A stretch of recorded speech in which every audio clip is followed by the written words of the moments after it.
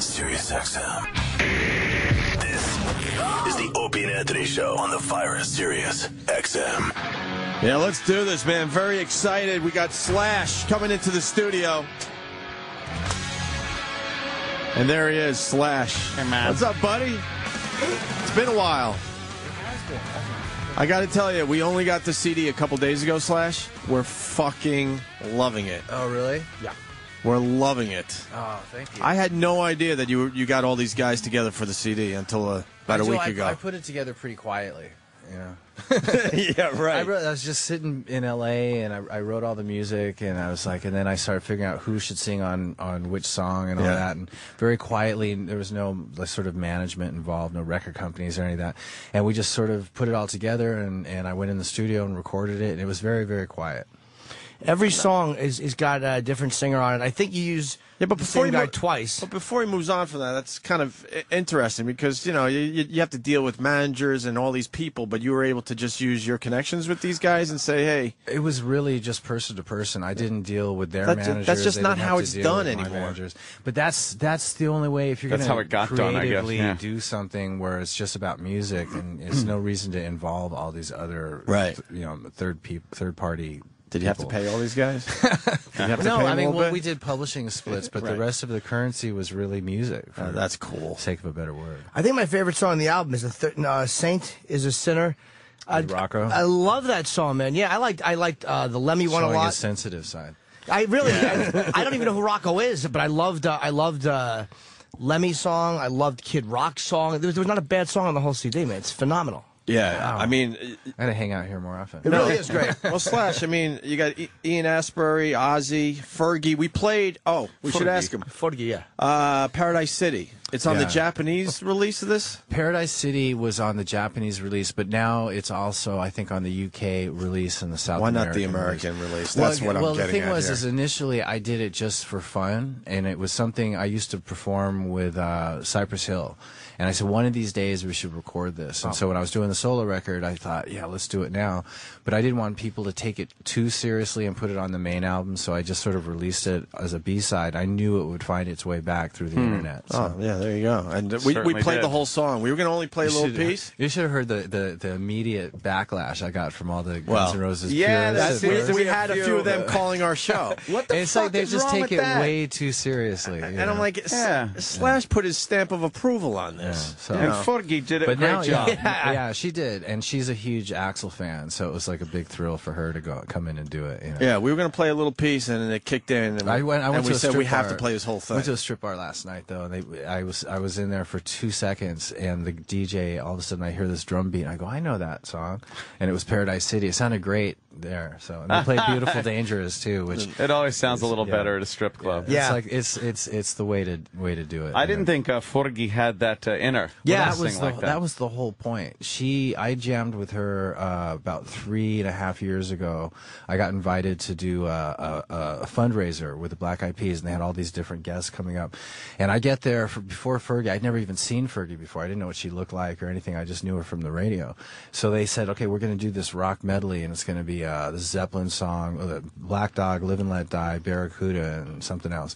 So we learned it, and just at the tail end of sound check, she showed up, and she got up and she sang Black Dog and just blew my mind.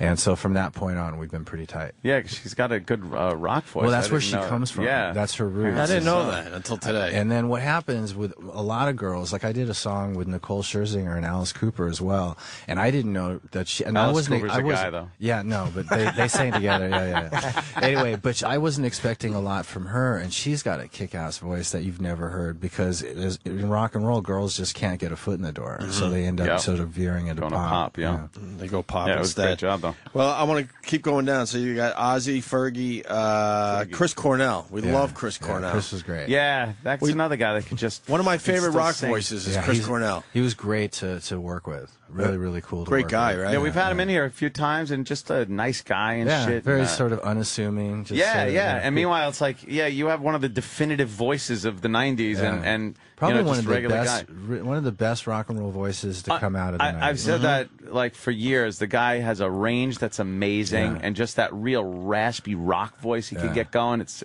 Sounds fantastic. What's your favorite song off the CD? Do you have one? If you had to pick one, it's because I'm way too close to it. I mean, when you do an album like this, as opposed to like making a record with 1 or 2 singles on it and the rest of it's just filler, you really get into every song and you get very attached to each one. So you don't really have like your favorite. It's cool because you get years to get that perspective. You get like the best effort of every singer. That's the great part. So you get a great lead singer to do like the best song on the album that they would do. Before, during, or after you're writing the song, did you realize who you wanted to sing it? Like, were there some that right as you're writing it, you're like, all right, I know who's got to do this? Right. Well, I mean, you know what I did was I set out just to write some music. I hadn't really planned on doing this whole. I didn't sit down and go, okay, I'm going to write a record with all these different people. Right. On it. I was just collecting. I had some material I wrote on the road. I had some material that I was writing at present, and I started to compile that. And then I had, then I sort of focused on the idea of having the singers on it. So I would listen to one piece of music and go, you know what, this is definitely. I actually the Ozzy song when I wrote it, I thought Ozzy would sound great. Yeah.